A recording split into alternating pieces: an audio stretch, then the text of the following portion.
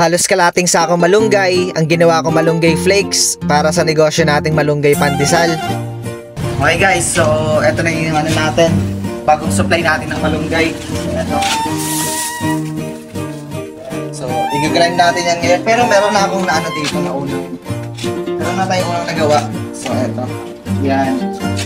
Pinapatuyo lang natin ito ng ano. Pinapatuyo lang natin ito ng natural.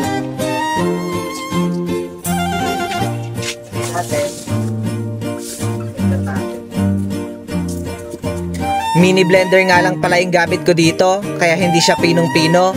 Pero yun talaga yung gusto natin, yung nakikita siya sa pandesal. So ito guys, isang puno. Tapos pag nadurog na, ganyan lang karami. Okay, dito na talaga.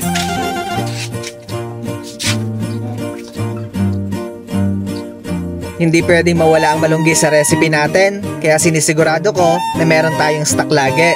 Advantage na lang din talaga na meron kaming tanim neto, kaya meron tayong nakukuhaan ng libre.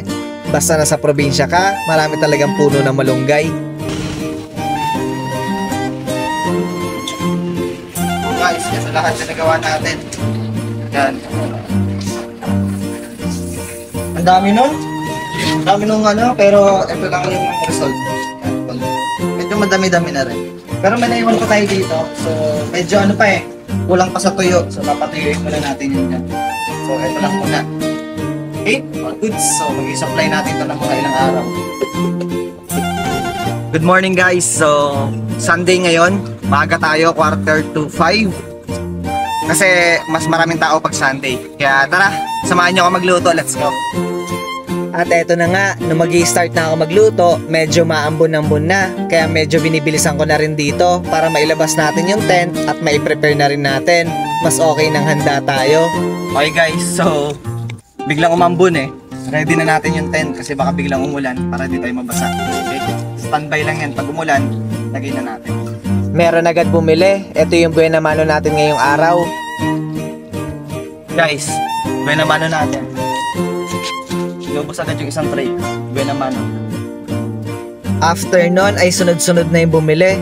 Basta talaga Sunday maraming customer kahit sobrang aga pa. Tama lang talaga yung desisyon natin na inagahan natin ngayong araw. At may nakakilala pa sa atin dito. Galing pa ng kabilang barangay. Dinayo tayo para matikman yung pandesal natin. Shoutout nga pala kay Ma'am Mary Grace Inigria ng Pantigel. Thank you sa pagbili. Thank you. Salamat sir. Maaga pa lang, malapit na natin mapaubos yung benta natin malunggay pandesal. Another blessing na naman ngayong araw. Kahit sumasama yung lagay ng panahon, sobrang ganda naman ng benta natin. Okay guys, so wala na. Next na. So yun na yung last. Liligpit na tayo. So hanggang dito na lang ako guys. Huwag niyong kakalimutan mag-like and share. Kita-kits sa ating next video. Salamat!